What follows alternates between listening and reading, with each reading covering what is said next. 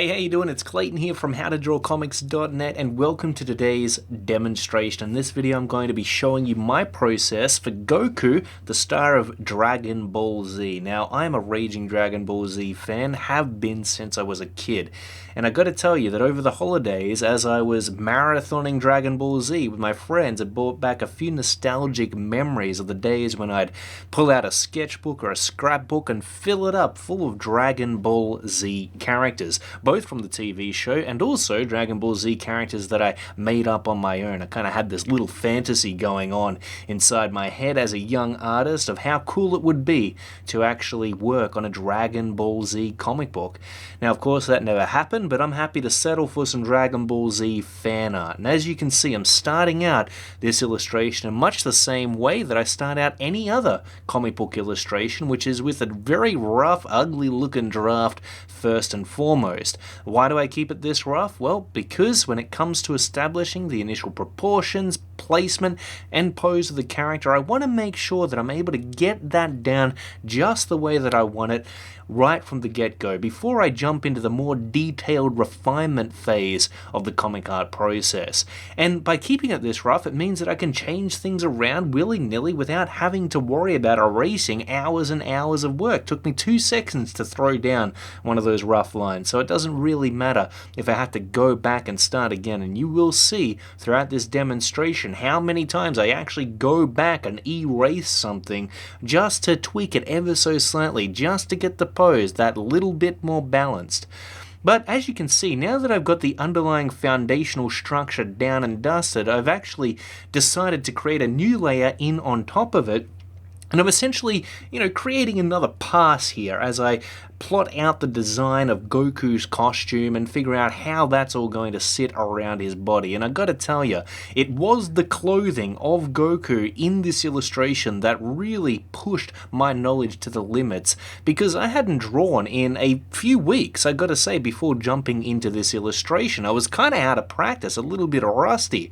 And so when I jumped into the clothing of Goku, something that I'm not very comfortable with at all, and I had to figure out how it was going to fold and tighten and bulk up around certain areas across his body, well, I was kind of dumbfounded. I didn't really know where to begin or how to start, and really the only references of Goku that I had up were the anime references from the TV show. No real life references or anything like that to see how the clothing folds actually did kind of compose across the character. So I kind of came up with it out of my head, and I tried to comprehend exactly how the material would behave around certain areas. For example, I knew that the material would kind of bunch up around the top of his boots at the base of his lower leg. And as you can see there, by the way, I just erased his entire leg and started again, completely from scratch, because the pose just wasn't balanced out in the way that I wanted it to be balanced out. It was kind of slanted to one side, and you gotta do what you gotta do, especially in the foundation stage, and tweak and rejig as needed. But back to what I was saying about these clothes being the biggest lesson that I actually got out of this demonstration was that I was kind of out of practice, like I was saying, and figuring out how the clothing would bulk up and bunch up around certain areas, around the top of those boots, and then tighten around, say, the upper leg, for example, so the material wasn't just consistent in the way that it behaved across the entire body. And around different sections, it would have to be depicted differently in order to get it to look accurate, in order to get it to look like the actual material that his costume was made of. Now, what you can see me doing here is plotting in a little bit of a background just to ground Goku into a reality of his own. I like to do that for my comic book illustrations, even if it's just a simple background, because it's much better than having the character just floating around in a white or black void, isn't it? So I decided that I'd do that. Again, nothing too fancy here. A few clouds in the sky, a bit of a Dragon Ball Z-esque background, and somewhat of a platform, which is really the only thing I keep within the background. You can see that I'm trying to convey some kind of energy emanating from Goku here, as I have a few little bits and pieces of rock floating up into the air.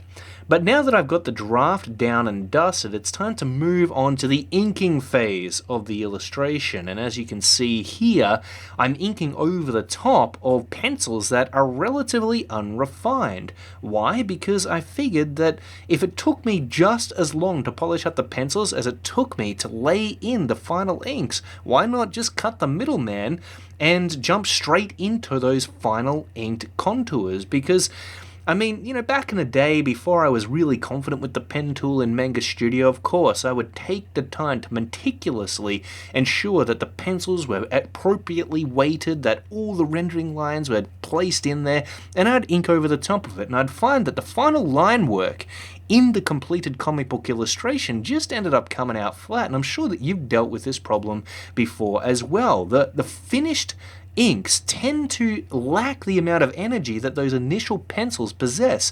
And it's because that in the rough phase of the drawing, and even in the polished pencils, there is a little bit more energy there simply because it's not as refined as those finished inks.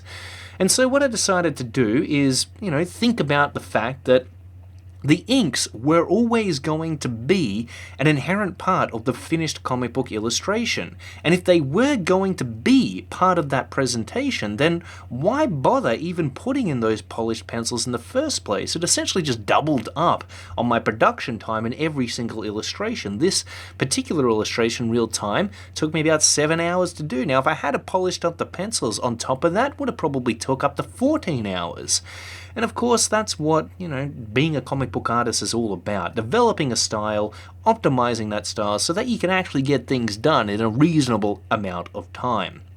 So as you can see, I'm just going to be making my way around the rough draft that I laid down initially with the pen tool, making sure that I'm cleaning up those slick looking inked lines, and every line that I'm essentially laying down here will be a part of the final comic book illustration, which is really the beauty of it. As I lay down these lines, I'm thinking about the way in which they're weighted, and I know that that's going to contribute in some way to the quality of the final artwork. I know that this is the final result, what I'm looking at here. Now, as I make my way around the illustration, the way in which I like to approach it typically is not to worry about any rendering whatsoever at this point. I'm really only going over that rough draft and defining the key contours of the illustration, getting that major outline laid in before I start going in and rendering things out, describing the forms and the tones that are going to be across Goku's costume. His hair, of course, is going to be black, and etc, etc. Of course, I like to add in tons and tons of detail, and sometimes it's very hard for me to resist the temptation to jump straight into that rendering, but I know that if I do that, I'm going to mess with the process, man, and I can't have that because it's likely going to lead to a place where I just don't end up getting the consistent result I would have gotten if I had have just followed along with what I usually stick with. So I do the key outline first, the main outline of the drawing, get that down, get that solid, and then thereon after I'll jump into the detailing stage.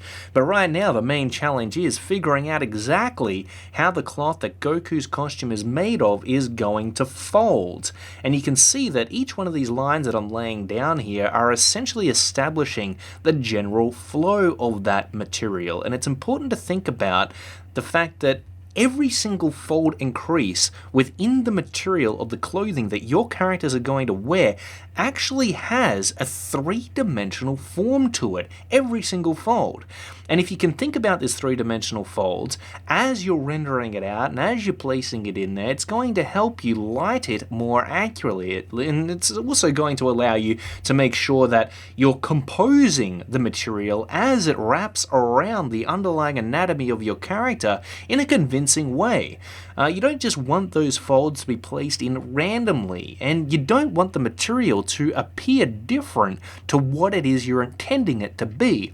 So for example, as you can see very clearly, Goku's pants hang quite loosely off of his legs, especially around the bottom. You can see that they just bunched up lots of thick folds and creases around that area, and it's because the material doesn't wrap tightly around the leg in that region. And what you'll find as a rule of thumb, as a result of that, is basically the material folds and creases are going to be larger and deeper.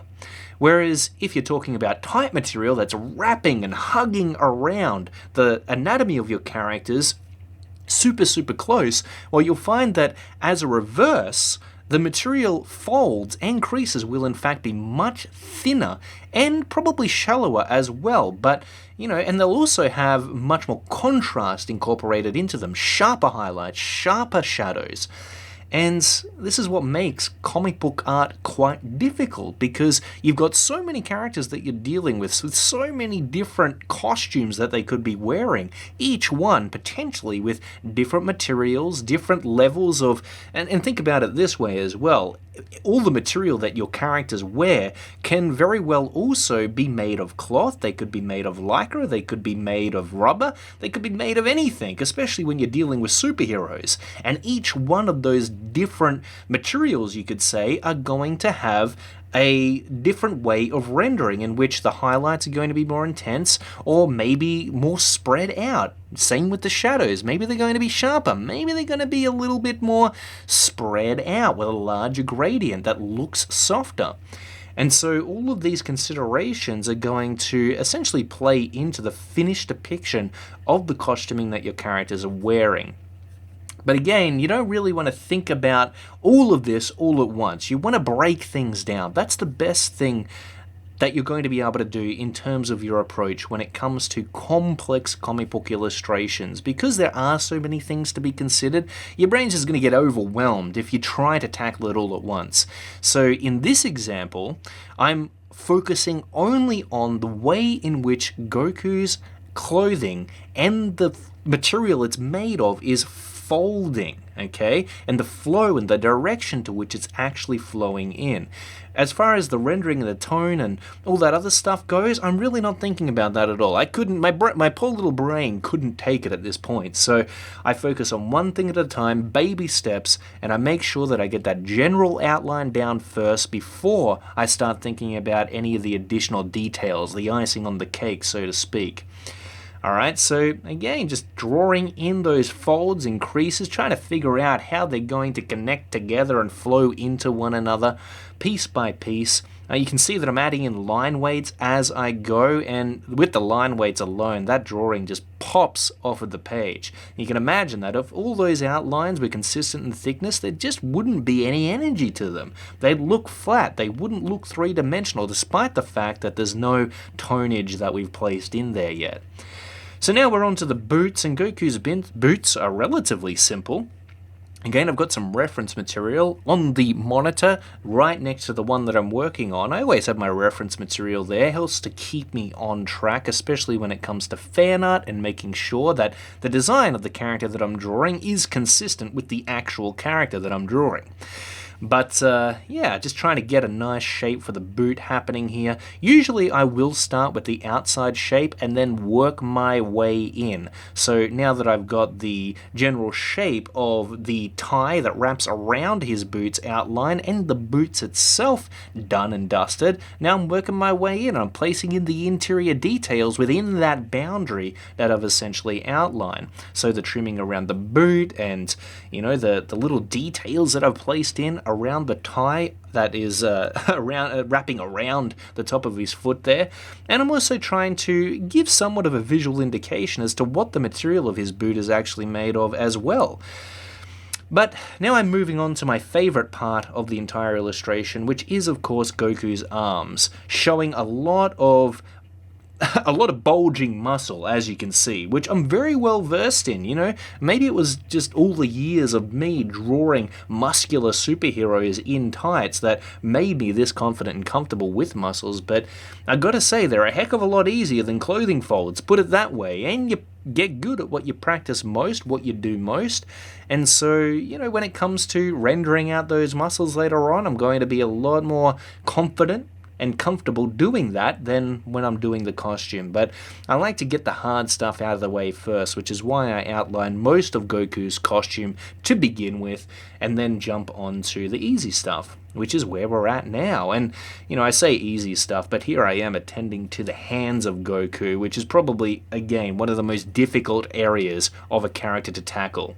And usually, most of the time, I'll use my own hand as a reference, especially if I'm drawing fists. One of the things I noticed in the anime of Dragon Ball Z is, despite the fact that there are a few questionable drawings and illustrations throughout that anime series, one thing that they always had on point was their hands, and I always admired that. In fact, no doubt I probably drew their hands just as much as everything else to, really try to at least have an introduction into my comic book knowledge at an early age. But, we all start somewhere, and who knows, Dragon Ball Z probably got me inspired to pursue my art career in the first place. I loved the story that revolved around the TV series, and I think that that's one thing that I love about comic books, is the fact that we're able to tell a story with imagery. It's the closest thing to essentially creating an animation that we've got, and it combines the power of story with the power of visual illustration, and I think that that's an amazing thing, and something that inspires me to keep on going with this art form each and every single day. I was torn once upon a time when I was looking at getting into the games industry, the movie industry, the comic book industry, and I was really great at 3D modeling, at 3D sculpting. I was fantastic at conceptual art and digital painting. But the one thing that always pulled me back was comic book art, and I remember one day I was sitting there and I was like, well, you know what couldn't I live without? And that was comic book art. That's why I kept on going with it. That's why I kept on pushing. And it was also one of the most challenging art forms at the time that I was trying to contend with, which is one of the reasons that I was so attracted to it. I figured if I could conquer comic book art, I could draw just about anything. So now what you see me doing is laying in the shadows for Goku's hair, and usually black hair always throws me back because I never know how to approach it. However, in this particular instance, I pretty much I took my pen, I blew up the size of it, and I essentially made the line work that I already had there blue, and I went right in there over the top and tried to rough in the shadows and the highlights as to where I think they would go across the general forms of Goku's hair. And the good thing about drawing Goku was that his hair was already quite simplified, and so it wasn't that much for me to actually go in and try and comprehend exactly where the forms would fall across his particular do. And that's what we ended up with. And you know what? That's one of the other things that I loved about working on this illustration, is it helped me to develop an approach to drawing black hair for my comic book characters, something which I'd always struggled with just about as much as I struggled with folds in clothing. And now once I've got those black shadows placed in, it's just a matter of rendering out the hair and rendering those shadows into the highlights, of course, trying to be wary of the fact that there's going to be a fairly stark transition between the highlights and the dark, just because of the level of specularity and shininess that the hair actually has. Hair is much more reflective than pretty much every other part of the body. Skin is fairly diffuse as far as the shadows and the highlights go, depending on the different lighting conditions, of course. Same with the clothing, unless your characters are wearing some kind of reflective material for their clothing.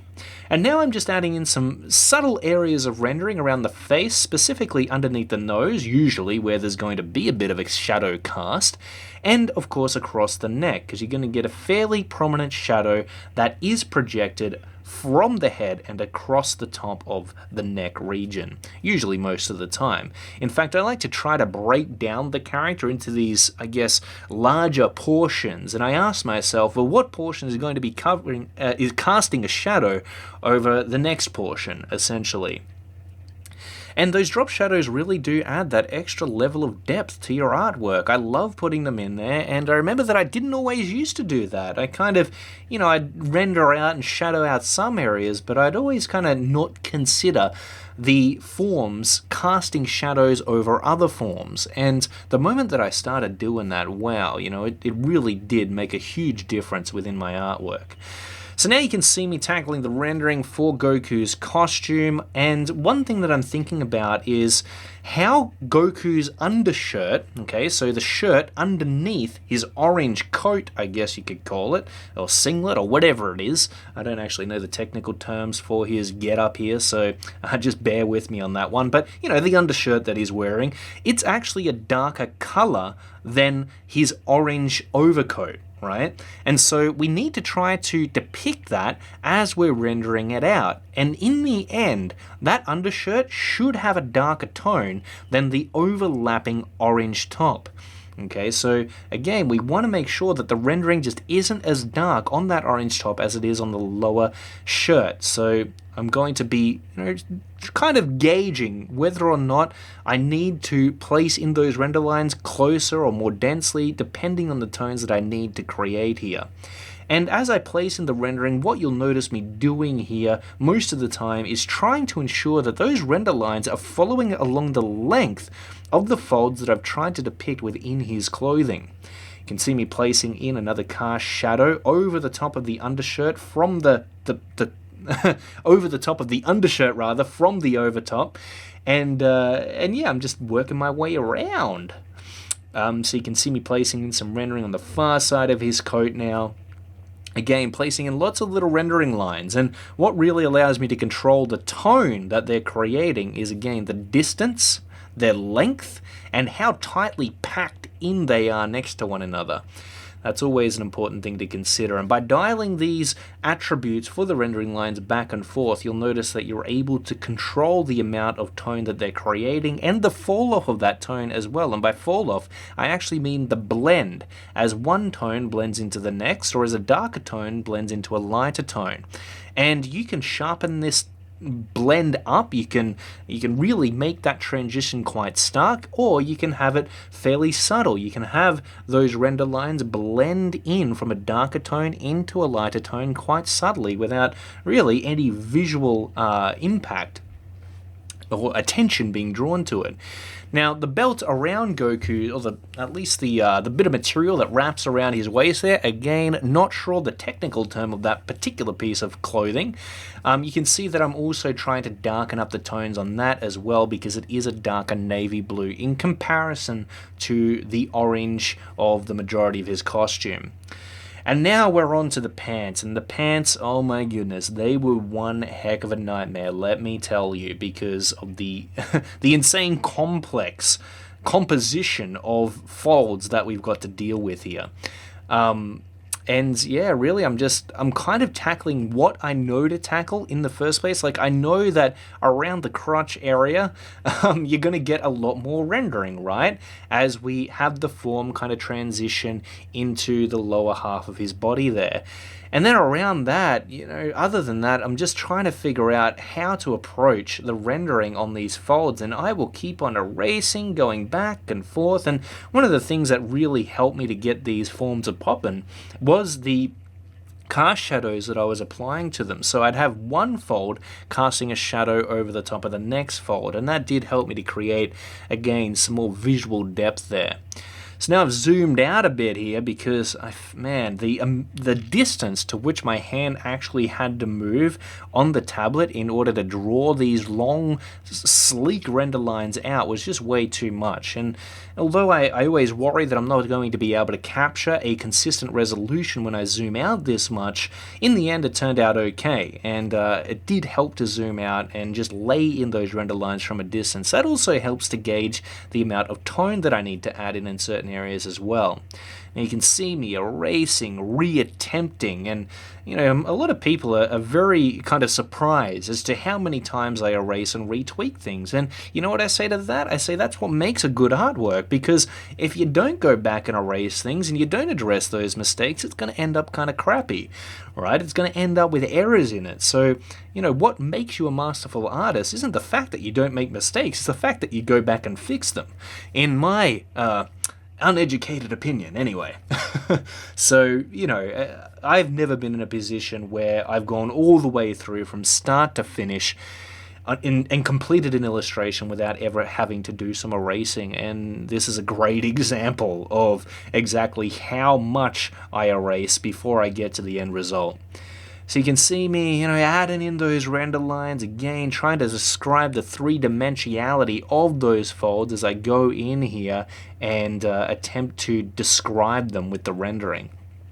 But that was one thing that I found very helpful was, when I got to a point where I was stuck on this illustration and it just wasn't looking the way that I wanted it to look and I was freaking out about it, I always get to a point where if an illustration isn't working, I tend to freak out about it. I get all neurotic and stuff, and I can't get a proper vision, or I can't see the artwork for what it is when I'm in that freaked out state of mind. So I know that I just got to go away from it for a while, maybe sleep on it for a bit, and that's exactly what I did in this illustration. I actually went away, and the next day I came back, and you know what? After doing a little bit of study, after looking at how clothing folds were actually depicted and trying to get a better understanding of them, like magic, I was able to throw in these render lines in just the right ways to just the right level of tone in order to try to get across visually what I was trying to get across in this illustration. So it all comes down to practice and constantly, I guess, leaning into illustrations that are going to challenge you, such as what I've done here with this fan art of Goku. This is probably one of the most challenging illustrations for me that I could have ever tackled, mostly because I feel fairly incompetent when it comes to clothing and rendering out clothing folds, and also the black hair aspect as well, because I just wasn't good at rendering out dark hair. I guess it all comes down to confidence, doesn't it? When you can just throw down thick black shadows into the hairstyles of your characters, or just, throw down some line work to render out the clothing of the costumes that they're wearing. Yeah, I mean, that's all good and well, but before you've actually gained that confidence and before you've actually put the time into practicing that stuff, it can be very daunting and it can be intimidating. So, that was just the case for me with this illustration, and I guess in the end, I was glad that I'd tackled it because I'd learned so much from it, and I was so damn thankful that I went all the way through with this. You get halfway to through an illustration, and sometimes it's kind of like, am I really going to keep going with this? You get to that breaking point where you either throw in the towel or you keep on going with it, and you can see, even now, I'm continuing to erase the rendering on these clothes and go back and rehash it. And it was all worth it in the end. In fact, when I posted this out to social media on the How to Draw Comics Facebook group and on the Instagram, there were a few people who actually commented on how well done the clothing folds were, how well done the material was rendered. And I was kind of thinking, well, thank you for that, but damn, if you knew how much trouble it took to actually get it to that point, you probably wouldn't be just throwing out compliments like that. Just because, there's things that I know that I'm good at and things that I know that I'm competent in, but there's also other aspects about my artwork that I just kind of fluke all the time. And I feel like that for people who are learning, it's important to know that as fancy as someone's artwork may appear, I'm not saying by any means that my artwork is fancy looking, but as awesome as an artwork might be, say you're looking at the work of Jim Lee or Mark Silvestri or any other comic book artist that you might admire out there, just because it looks great doesn't mean they didn't go through a ton of trouble to get to that point.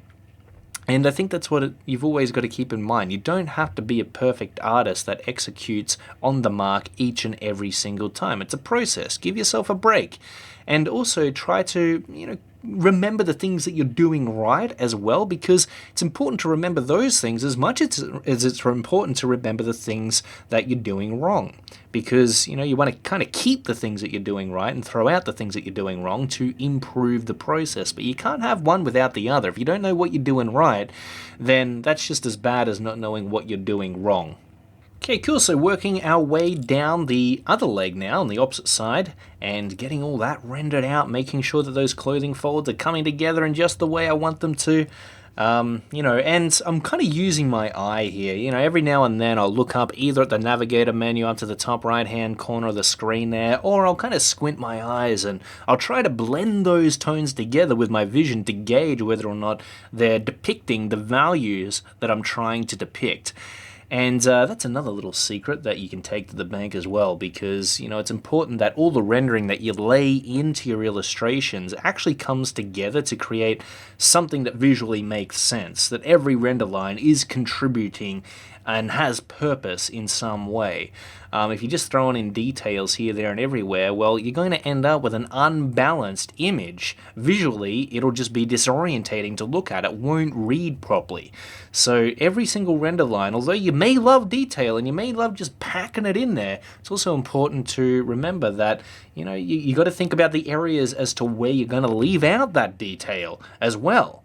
Because both are absolutely important to consider, and you want to make sure that you're always thinking about these things. It's kind of like your brain's always on the go with these illustrations, and the more that you practice, the less your brain has to think, of course, which is why it's so important to optimize your processes all the time, because in the beginning especially, you're going to find that as you're learning new things, it's so much for your brain to take in and to remember and to apply and to, write to the disk, so to speak. So you want to always make sure that as you're learning those things and as you're getting better and better at them, you're optimizing the process, so you have to think about it less and less. And that is what happens naturally anyway as you learn new things. If I did, a whole bunch of Dragon Ball Z characters, which I do intend to do, I want to do Piccolo, I want to do Gohan, I want to do the villains as well, like Frieza and Cell.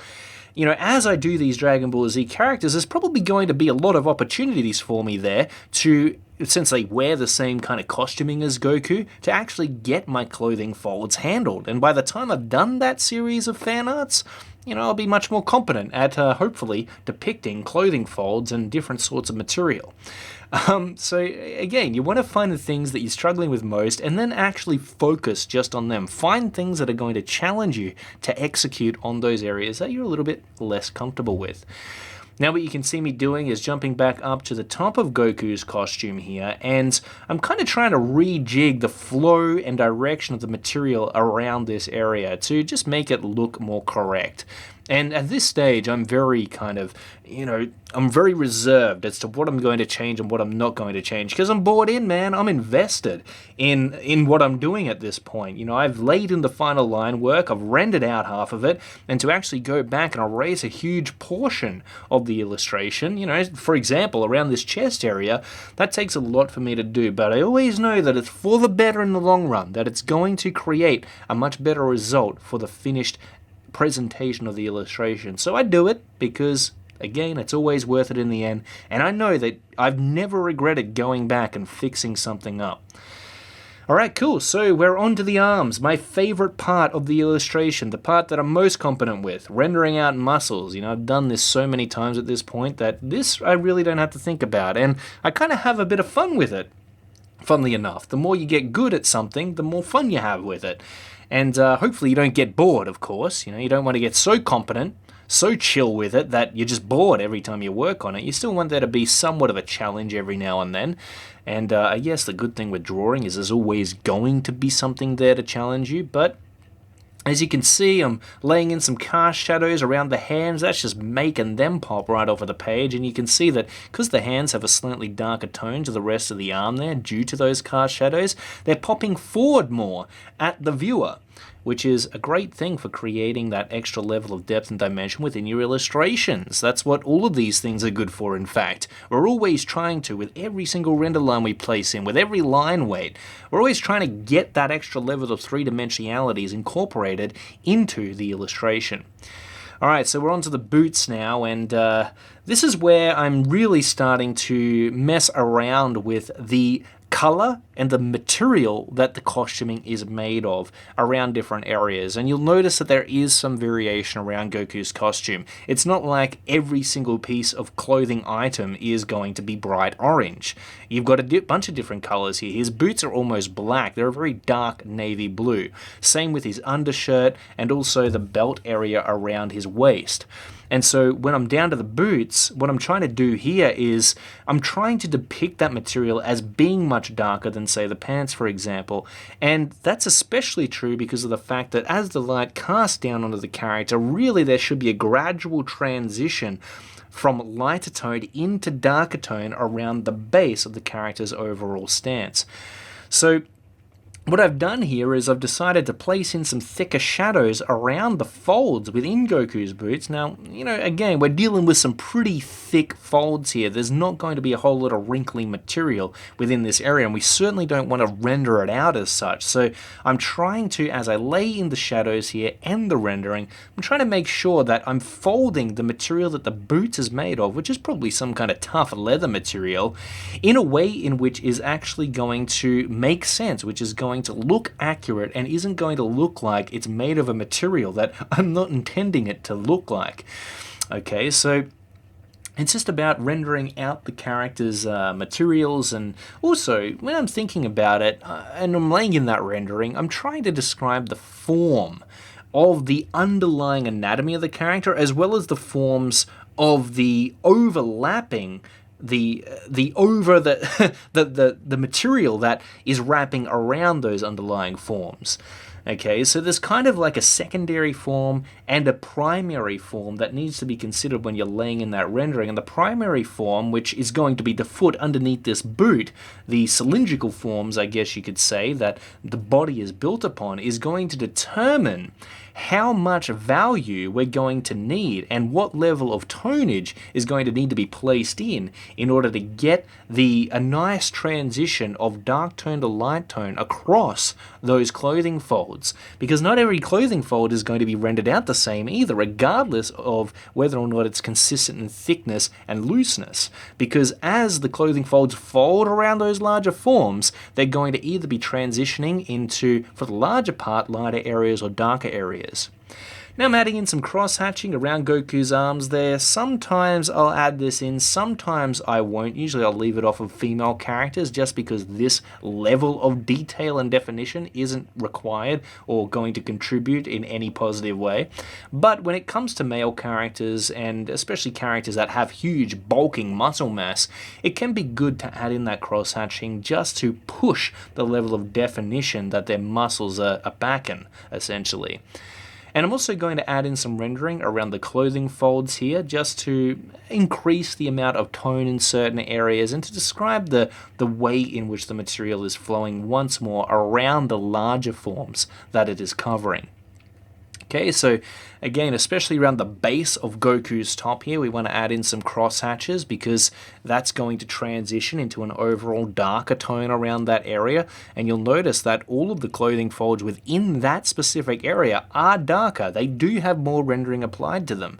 So always thinking about, again, those underlying forms is going to help you out in a big way, regardless of what it is that you're rendering, because provided you're keeping in mind the lighting direction, that's going to be applicable every single time you put pencil to paper, every time you jump into the rendering process. You got to be thinking about that stuff. Okay, cool. So we're adding in some more cross hatches around his pants in very much the same way that we did around the top. And you can see here that I'm trying to place them in sparingly. I'm not just placing them in at a consistent distance next to one another or even a consistent height. I'm trying to space them out so that I can get the right amount of blend as the tones transition into one another. And also, again, you want to gauge out where you're placing these cross hatches, just because the more that you place them in, they're going to increase the contrast over the top of the hatches that you're placing them over. So if that makes sense at all. All right, so again, cross hatches increase contrast, just to make that clear. And that's what they're good for, really, in the end, is making sure, being able to actually increase those tones, make them more dramatic, essentially. And around this area, around the leg, it's looking okay, those cross hatches there. I think I end up erasing them a few times and dropping them back in just to see what's going to work and what's not going to work. Sometimes I'll actually have to make a mistake before I actually know what to do right. What needs to be done, at least. So never be afraid to make mistakes. It's usually going to help direct what you do next anyway. And without that mistake, maybe you wouldn't have known any better. And that's what I always say when it comes to comic book illustration and actually getting good at your craft. You need to not only learn how to draw, but learn how to see the mistakes that you're making. a lot of the time when we're just starting out, we don't realize where those mistakes are. We post an artwork online, we think it's the dopest because, it's the best artwork that we've ever done. Little do we realize that it's completely out of proportion and that it's way over detailed, right? At least that was the case for me. So you got to kind of practice. You got to get that constant feedback. Don't be afraid to put your artwork out there and get critiqued on it, even if it's harsh critique. You got to develop a thick skin with this stuff if you really want to get anything out of it. Being offended, especially when you're in the learning phase, is not going to help you get any better. Let me tell you that. There's a lot of people who get offended very quickly these days when it comes to their artwork. And if you're in a studio, if you've ever worked in a studio, and you had a mentor watch over you and help you to develop your skills, you'll know that they are not going to be nice to you. They are going to tear your artwork apart. They're going to be encouraging you and they're going to push you in a positive direction, but they are going to tell you when something is looking off. And sometimes it won't necessarily be in the most nice, beautifully put way. So now we're jumping onto the background here, and I'm pretty much going to forget about all the background elements that I've drawn up there on the horizon and focus just on creating a snazzy platform for Goku here. So yeah, it's really just a matter of placing in a few kind of rock textures and rendering there to try to depict the forms that the ground is made of. And I am going for somewhat of a rocky texture, and this is really a texturing technique, I guess, rendering applied to nature, you could say. Placing in some grass as well, kind of rendering that out. I've never really been that confident with grass either. I don't know how I would go about depicting that and translating that from reality into a comic book format, but I think I did okay in this particular illustration. I kind of looked toward artists such as Mark Silvestri oftentimes, or what's he called? Mr. Wrightson, Bernie Wrightson, that's his name, yes. Bernie Wrightson, who was always, in my eyes, an absolute master when it came to rendering in black and white comic art. I mean, the amount of the variation of dynamic tone that he could make was just unbelievable. And I think that in his later years, he did develop a little bit of RSI and arthritis, and you can see why, because, I mean, the amount of detail that went into his illustrations was just mind-boggling and eye-boggling. But it was inspiring, and I always look to artists like that to figure out how I'm going to approach things. It's not just being able to observe something and then depict it. It's also about translating it into the kind of style and format that you want to translate it into. And Mark Silvestri, being a very big influence on my own art, is always a great reference for me to call upon whenever I'm in doubt. And I'd suggest doing the same thing as well. If you're having trouble drawing any aspect of your comic book illustrations, look to those who inspire you. See if you can find an example of what they've done in order to draw whatever it is you're trying to draw, and go with that. Try to study what they've done and replicate that within your own work. It's not stealing, of course. In the end, everybody takes their inspiration from somewhere. All the artists that you admire probably have inspirations of their own, and they've essentially recycled what they've seen in those influences into their own work. So who knows whose work you're copying anyway when it comes to actually using them as a reference and trying to put together your own comic book illustrations.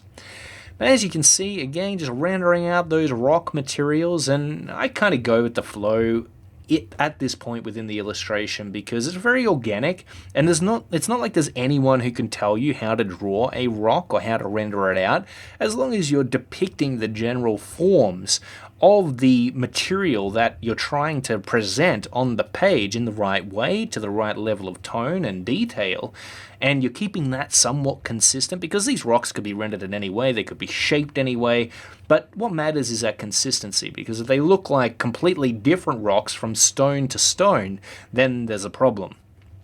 But yeah, I mean, I decided that something simple would be better for this illustration. I think I was getting kind of sick of it by this point anyway, so I thought the platform would be best because the height of the horizon was probably a bit too high, thinking back to it. So kind of just stuck with this, and now I'm drawing the outline for the rocks that are floating up from the ground. You can see that the ground is kind of cracked there where Goku is standing. And again, that's just playing into, I guess, the narrative that I've somewhat created here for the illustration where Goku's powering up. And, you know, if you've ever watched Dragon Ball Z and you've seen the characters power up, you know that they kind of mess up the environment around them. They create giant craters in the ground at times where they powered up to the next level. So, you know, Goku is just in the beginning phase of that. So there's a few little rocks floating up around him, but he hasn't created a giant crevasse in the ground just yet. But that is pretty much it. You know, I've got to say that this was one of the most challenging but rewarding comic book illustrations that I worked on, and I absolutely loved every second of it, despite the fact that it challenged me many, many times around. But hopefully I'll be able to take that knowledge and the lessons learned, and I'll be able to apply them to the next Dragon Ball Z fan art that I tackle, which will hopefully be very soon. I do want to kind of stick with that because I love Dragon Ball Z, the characters are inspiring, and there's so many that I wanted to do other than Goku, but I thought Goku being the star of Dragon Ball Z, he had to be kind of the character that I did first.